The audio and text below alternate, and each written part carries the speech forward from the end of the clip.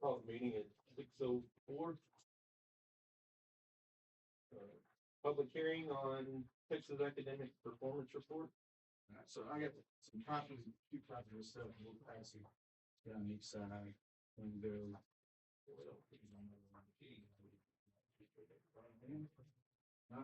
That's in the single page? It should be stapled, there it is.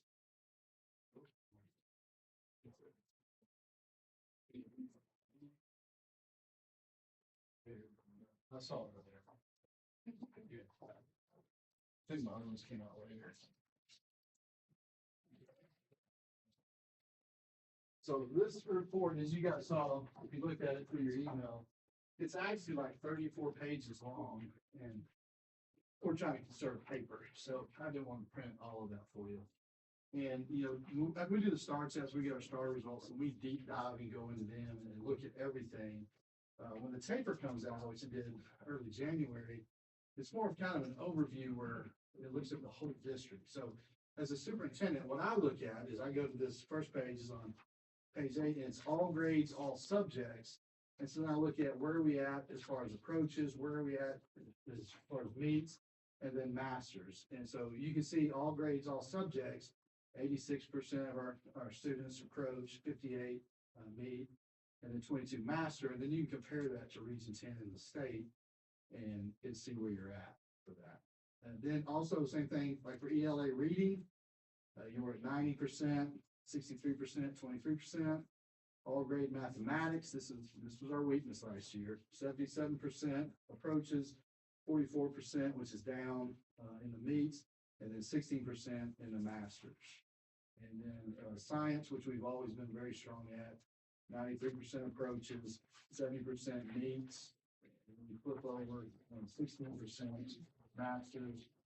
And then social studies, we've always been really good. 88% approaches, 65% meets, and then 42 masters.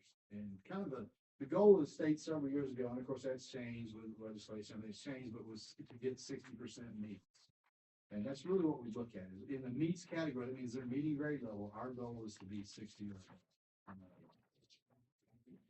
so when I look at star results on this, that's really all I look at. It's the all and at the different levels up. Because like I said, we've already deep dived into all the other stuff.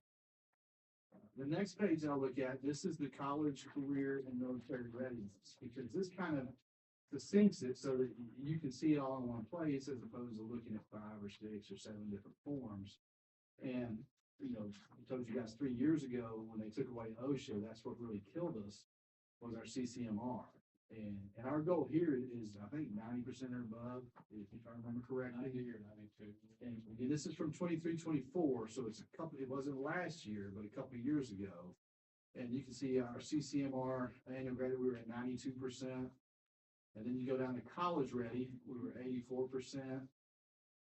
TSI, that's the Texas Success Initiative. It's an English test and a math test. But if you pass it, it basically says that you're ready for college courses. And then also, if you're going to take dual credit, you have to pass one of those. We try to get as many as we can to pass both of them. But the English one is the one that everybody has to take before they can take the dual credit courses. And you see for English, we're at 96%. The mathematics at 76%. Both 76%, which makes sense for the math. We don't do any AP or IB. We don't have any associate degrees. The dual credit, 32%. We don't do any on-ramps, and then the advanced diploma. So that kind of gives us an idea of our CCMR when it relates to the college route for it. And then you got your career or military ready. They're going to add something to that with the ASVAB. So that'll help us there because we did the ASVAB. And then on the back of that one, the IBC. So for 23-24, we are at 52%. The thing that's changed with that now for IBC count, you have to be a completer. Which means you have to have 4 more credits within that something study. What's it called? That's the new word. Cohort, maybe. Cohort, in that cohort. whatever group you're in, I can't think of the name now, what group you're in, but you know, the ag, and then we have business, and we have the health. But whatever plan you're in, you have to have 4 more credits within that plan, and that's why we added. Pathway, exactly, your pathway. And that's why we've added that scientific research and design, because it's in multiple pathways. So that account for several different ones, and then we're gonna research the entrepreneurship, because it's also in several different pathways. Because we have to get that completed in order to get credit for that in the future. The level 1, level 2 certificates we don't do. And then the U.S. Armed Force enlistment. Sometimes that's even greater out because we're, getting that information from them. And then the last thing that I look at from the paper is the one about the staff. Because number one, it gives us accounts, which we know that, but it gives us accounts we can look at.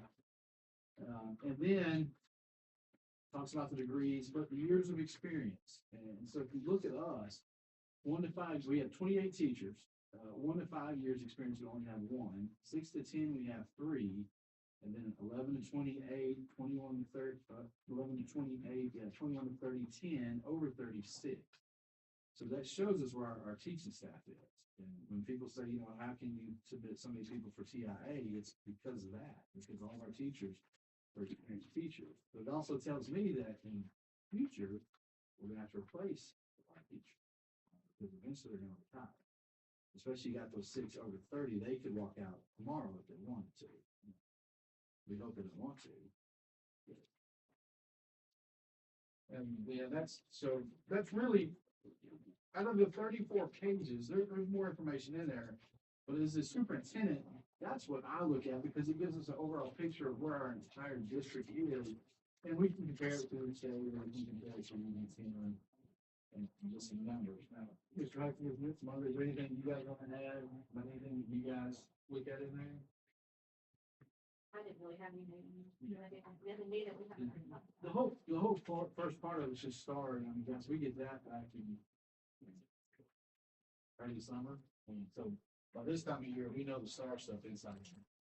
So we really don't focus on it much on the paper. Now, this is posted on the website. It has to be posted for so many years so anybody can see it. And you can go back and compare year to year if you want to on that. Does anybody have any questions or anything? And it's real paper. So I see it. I mean, it has all grade subjects, right? So that's K through 12, all grade, right? And then it just breaks down 3rd, 4th, and 5th. So sorry, I cut pages. Like if you were to look at the whole report, that's page 9. And then if you went to 10, 11, it breaks all of that down. It would have our other. Yes, it has every bit of it in there. Okay. Yeah. That's what. But on the testing, it's really 3rd through 11th. Right.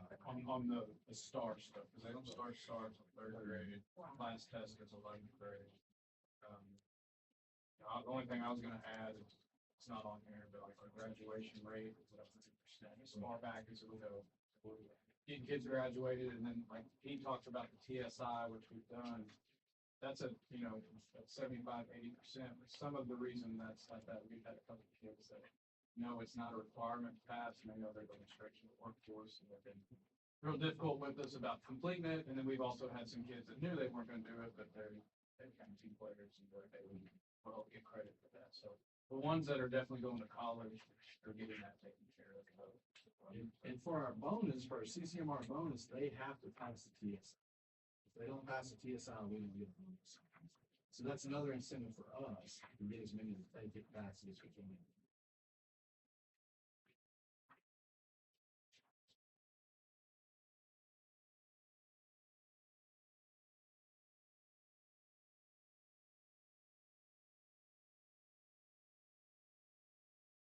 Any questions or anything on the paper?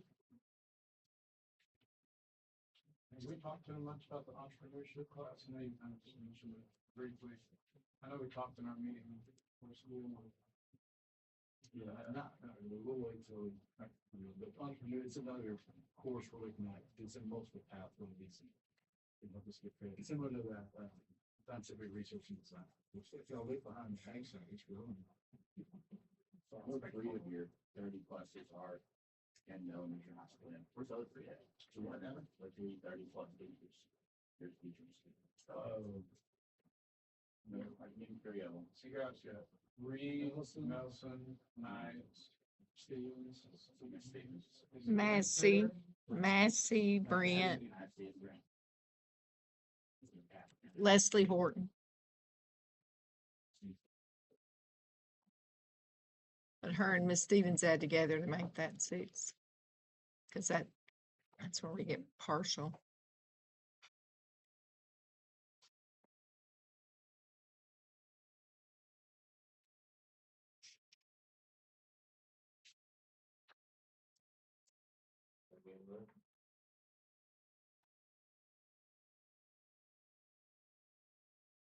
I don't think there's anything on here that y'all haven't really already shared your concerns on.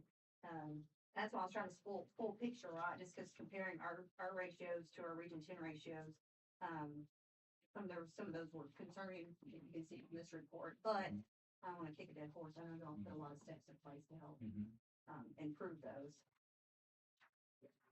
And that's what I was looking at too, going along, looking at the hospital scores were fairly, or junior high hospital top scores were fairly. Which is helping carry Yes, these the high ratios. school and junior high carry this academically. Our EOCs are very good. They're very good. And, I mean, I know it's concerns with third, fourth, and fifth graders will soon be junior high school. That's the only part that.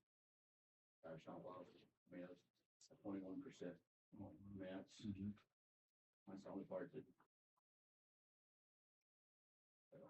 We're expecting good things. And then in 2 years, it'll change.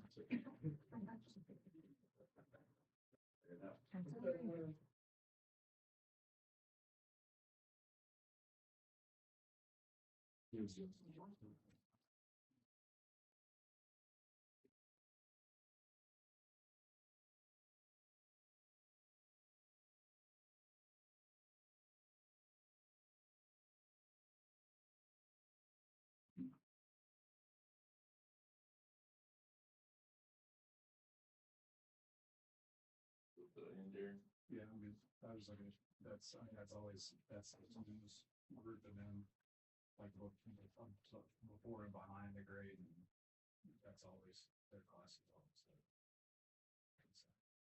Not as them, but. Okay. Public forum. Recognition of Dodge City ISD Board of Trustees.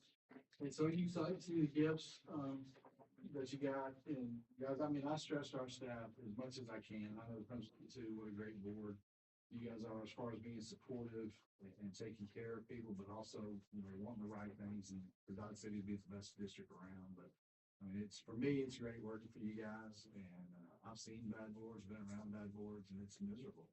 It's flat out miserable. So we just appreciate everything you guys do. I mean, you don't do a pat on the back or parades or anything like that, but we sure appreciate what you guys do, and our teachers do too. Don't make our job really easy. We'll echo that. Administrative reports, elementary principal report, junior high school principal report, assistant superintendent report, and the superintendent report. Well, in elementary, we have 172 students.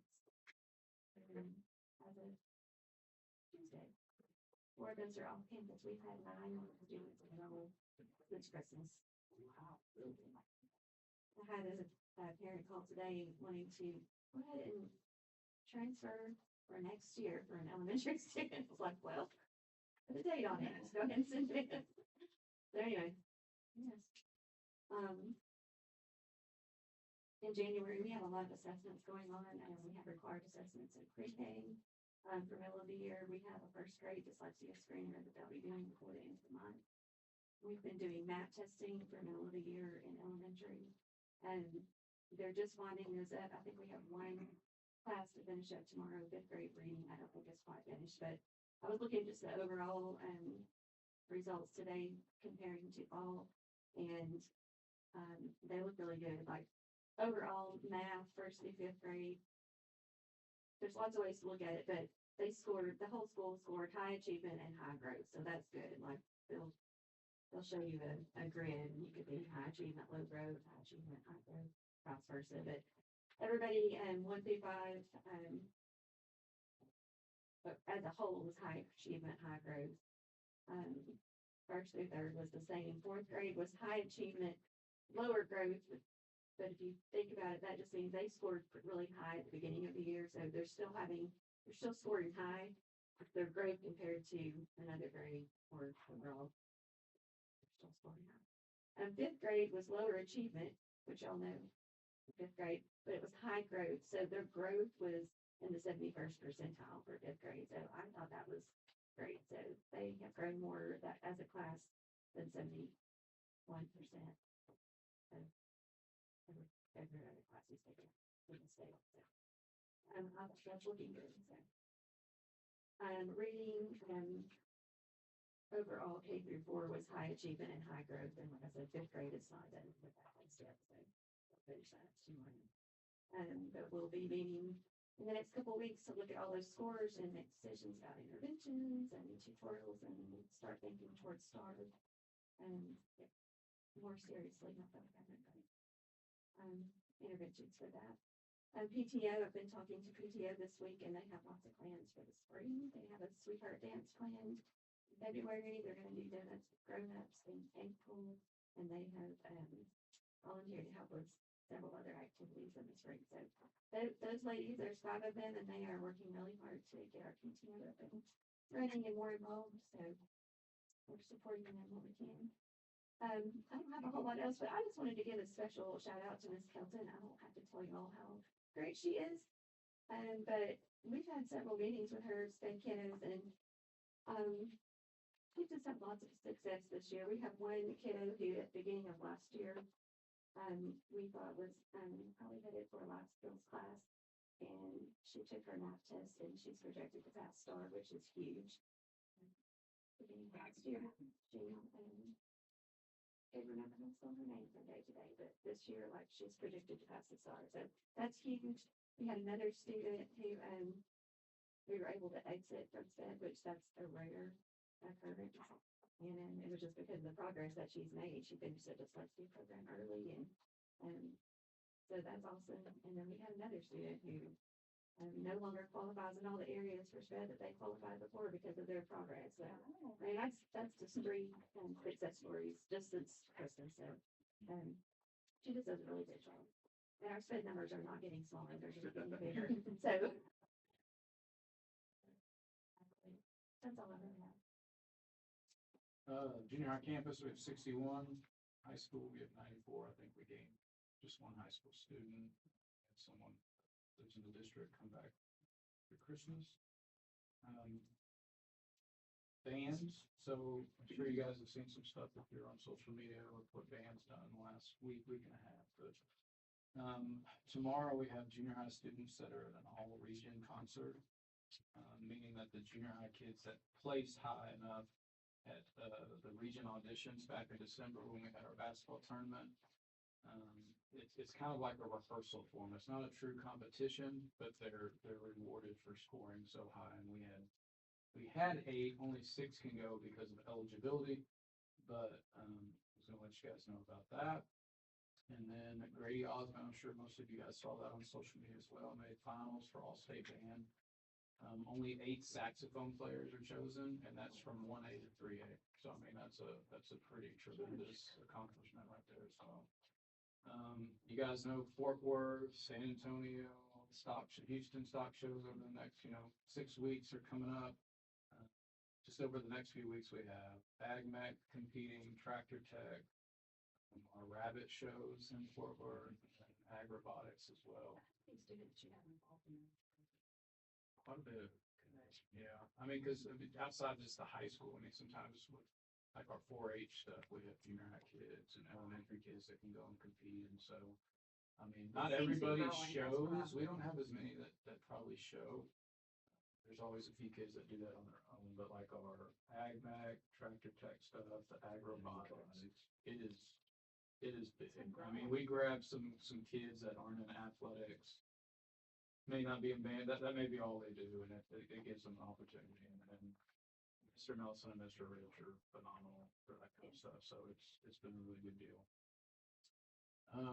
We're not doing our mid-year test with our math this year. We tried that last year with our junior high school group, and we didn't really like that, so we're just gonna try the beginning of the year, end of the year. Of course, keep in mind, I mean, that's for TIA.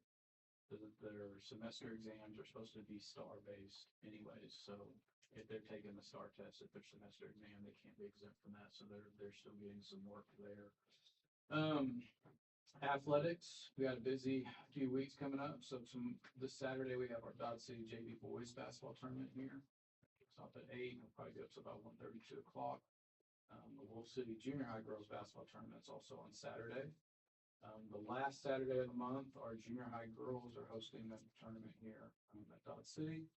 And then the 2 weekends after that, on the 7th, 14th, youth Wolf Dribblers are having their tournament. I think the first weekend is the longer day, and our junior class sponsor will do that for prom. The next weekend will be Enos Monger and Scout Ranch. Homecoming week is that first week of February. So Monday the 2nd through Friday the 6th. So I'm sure you guys will see us on social media, but I'm just going to kind of give you a breakdown of each day. Monday, they're going to do that Miss Dodge City they've been doing after high school break at school. Tuesday, we do have a home game. That's our youth night for any, like we've done the last couple of years with our youth basketball players. They wear their uniform, they're getting free, and we're also adding alumni night to that. So anybody that's a Dodge City alum can get in free as well. Wednesday, we're doing the homecoming bonfire. They're going to cook burgers. They're not going to do the barbecue competition anymore because it seemed like it was really just Brandon, Gary, and Mr. Moppin. So they're going to just cook some burgers for people that want to be there. Thursday night, we have junior high basketball versus Hector. At the end of that, they'll do the pie in the face competition between the boys and girls basketball with free throws. And then, of course, Friday night is our homecoming game against Another Grove. And then I think student government's going to feed our boys and girls basketball team like a catered lunch that day. All right, from the superintendent side, so about enrollment. Enrollment's, we're up about 14 kids from last year, which is really good financially. Attendance so far has been good. We're going to hammer that and make sure that kids keep coming to get here. George, he's our district police chief. He doesn't do a whole lot. He's had a busy month. So we're getting our money out of George. We had a car abandoned down at the ballpark that he had to deal with. We had it towed, and then the owner showed up. I don't know where his car was. And the basketball game was last week. There was a car chase, and George went to assist and had to stop people. And then we had a student have a seizure yesterday in the cafeteria, and George got to get involved with that. And we had to call 911 to get an ambulance and all that. So George, we're getting some news out of George here later. With our buses, there's a law passed. I think I may have told you guys, but basically they're saying that every bus has to have 3-point seat belts by 2029. And for this year, all we really have to do is just say what we have in our inventory and then what our plan is to get there. And so when we look at our inventory, and we'll talk more about this next month, because we got to actually have an action item that you guys sign off on. But we have 6 buses in our inventory. 3 of them are equipped with the 3-point seat belts. 2 of them are so old, 2009, 2011. 2011 is that snub nose that I don't know that anybody would do that. The 2009, they say the floor won't hold it. So they have to put a brand new floor in to handle the seats. And so to me, those are so old that you don't worry about doing them. Nobody really drives that 2011 anymore. It's almost like a backup. And 2009 is a backup for the route buses. But in 2018, I could have swore that sucker had seat belts, but it does not. So that is one that we're probably going to have to get retrofitted. And the quotes right now are right around $35,000 to retrofit that. So, it's a captive market. So, but what they do is they take all those seats out and they put new seats in and have the seat belts. And then if they have to do anything to the floor, but in 2018, the floor should be shrunk. I think hold it. And then, of course, the last bus we got through that TURP program to get old. I'm hoping that they redo that so that 2009 will fall into that. And maybe we can we'll trade and get a new bus and trade that one in for that. So. But we'll have more on that next month, and we'll have to have an action item. That's the job this year, is for the board to say what their plan is, basically to address that. And then the cafeteria audit is still going on. This is our week, basically, they're gonna look at all our, reports that we do. We gotta submit those after the day on Friday, and then they'll be here February 3rd on campus. And that'll wrap it up, and we got our fingers crossed that everything goes well for that. But so far, everything's gone well, so.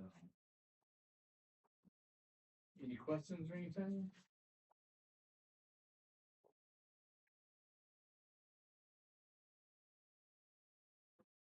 Discuss and take appropriate action on some agenda items as follows: minutes of the regular meeting held December 11th of 25, financial statements for December, checks for the month of December, budget amendments, but additions to the sub-list.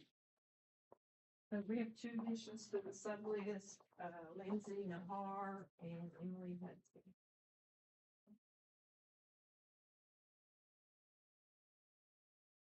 And so we don't have any budget amendments. We want to kind of go through our financials, or maybe you act on that. I'll leave that at everybody. This is the, up to date, as of today. Where we stand. We look, starting out with our local tax revenue that we're collecting. All y'all need to run up there and pay your taxes. Tell your friends. Tell your friends. We've got almost $1 million to go. I don't know.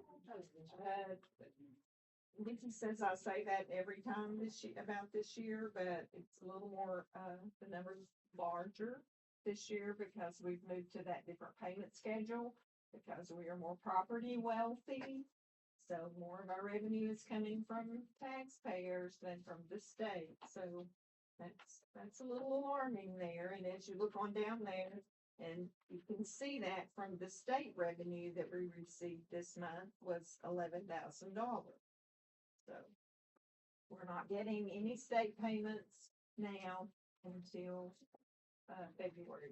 We'll start back with state payments. All the other revenues running along pretty consistent. Looking down at the expenditures and revenue, you know, we're right at pretty much the same, 0.46 and 0.47. So that's good.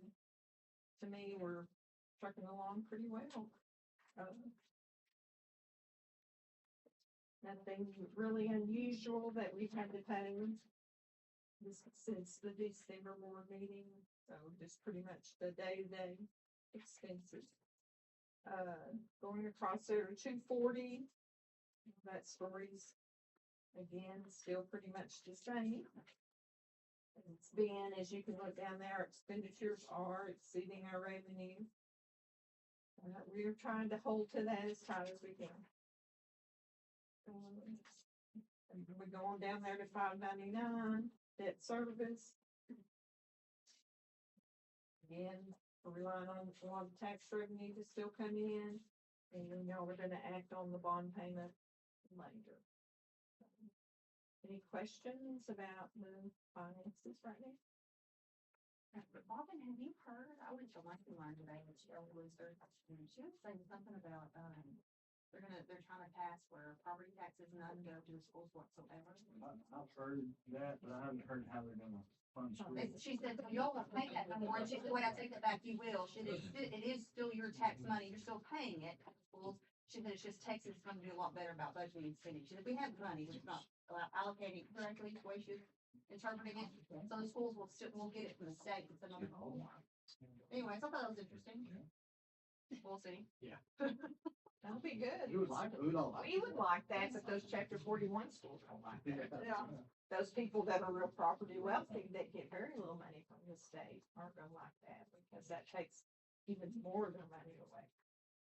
But right now, that's not us. But, so in here, we're pretty busy on reporting W-2s, 1099s, all those kind of activities going on here. We're waiting on the federal government to open back up to take our W-2s. I called today, they've been sitting there for a couple of days and, she's like, well, we're not going to process anything until the 20th. Oh, okay. That's a first. We've always processed in the teens, but I don't know, whatever. I guess they've been on a long extended break. If they got Social Security Department anyway. That's about all that we had. Same old day to day, pretty busy. Any questions, anything?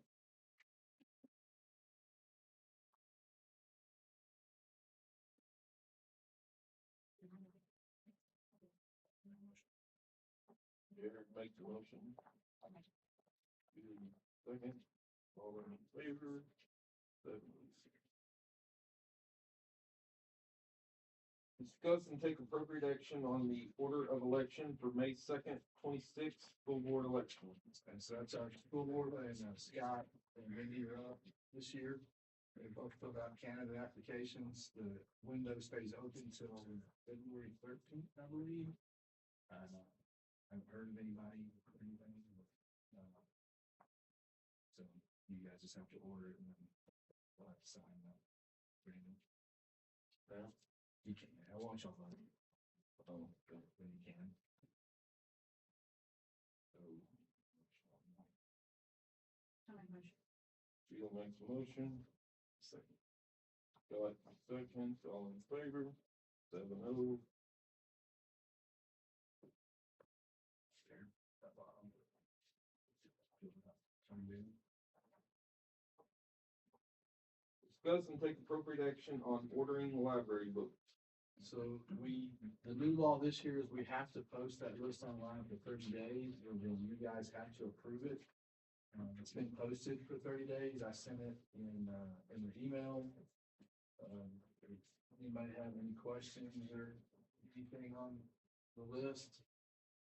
I didn't see my favorite book, Hop on Pop.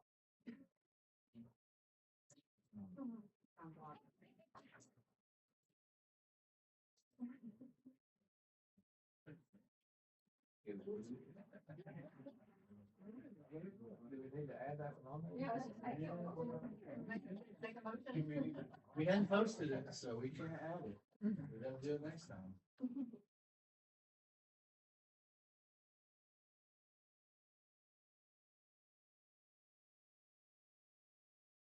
We give you a motion. I'll make the motion. I'll second. Wendy seconds, all in favor? 7-0. Discuss and take appropriate action on paying off bond series 2011 in full on February the 15th of 2026. So this is what we've been talking about for a year now, and while last year we left the INS high to get that money. But we were counting on a little more money coming in from the property taxes, but we've still got some time, so. And we do have other monies that we can use if we need to, but, the payoff would be $495,212.50. And the term of the bond, it's gonna save us right around $100,000 in interest. And so basically, if you guys approve it, we'll sign this, have Brandon and Julie sign this, we'll send it to Computer Share tomorrow. And then they'll call the bonds. We're gonna pay it off on February 15th. I'll make a motion. Julie makes a motion. Heath second. All in favor? 7-0. And it is too, what we dropped our INS 10 cents this year on property taxes. And that way too, we're in compliance with, we're not taking in more than we're supposed to. I can't remember, defeasance, I think is what they call that. But we should be in compliance with that so we can get any hold harmless that's due us. Discuss and take appropriate action on Senate Bill 11. Okay, so for this, I'm gonna pass these, you guys pass those down. Oops, I'll keep going. This is one that we talked about back in the summer. I thought we had already taken action on it. We haven't, and we have to take action on it by March 1st, I believe. But Senate Bill 11 is the one that basically allows you to have a resolution to establish a time for prayer within your school. Now, if you do that, you have to set the location, and there's tremendous amount of guidelines that go with that as far as parental permission. You can't have where people that don't have permission could hear or be around it. And I'm just saying, guys, we already have, in our policy. One notes here. FNA local and FNA legal, we already have policies governing this, okay? Our kids can pray anytime they want to. We have Fellowship of Christian Athletes, we have See at the Pole. I just think this opens up a Pandora's box. The schools that are doing it are setting a time that you can't have it during class time. It has to be outside of class time, and they're either setting it before school or after school, but then you gotta have somebody monitoring the room. I mean, our policies already cover all this. So in my mind, there's really no reason to have a resolution designating this when they can already do it. And it's still, you're still limited, you can't force kids to go or anything like that. And keeping up with the parental permission and just adds another layer of stuff when it's already covered. So personally, I don't see any reason to adopt the resolution. My recommendation would be to reject the resolution based on the principle that this is already covered in FNA local and FNA legal. If you want to, you can go on our board policy and look, and it's all covered in there. Kids can pray at any time, teachers can pray at any time. We can't force religion or indoctrinate kids, but. So is it, help me with some clarity, so it's more so the school is providing additional resources to make it happen, is that? A location, and a set time. But we don't restrict any of that. No.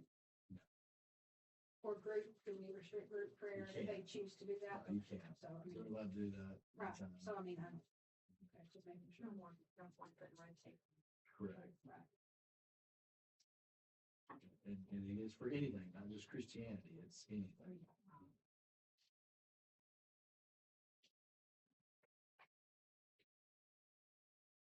I move to reject. Doc makes a motion to reject, I'll second. Wendy second, all in favor? 7-0. And Ms. Bridges, we just rejecting based on that we already have policies in FNA legal and FNA local to cover that. Executive session. Yeah. District vulnerability assessment full report, evaluation of superintendent. I'll make a motion on the session. Will makes the motion, Heath seconds at 6:42. And Ms. Bridges, if you push pause, stop or pause. Oh, wait. Oh, up here, Cam. Are you good? The next item. Okay, so consider the contract of the superintendent. So what we've decided is to extend your contract for 1 year to a 5% raise. And then we act on that, or, Make a motion. Keith makes a motion, Will second, all in favor, 7-0. Adjourn. My motion. Jared makes a motion at 8:02. Heath seconds, all in favor, 7-0. Hey, I didn't need a group picture real quick. Because I was like, she texted me earlier, she's like, don't forget.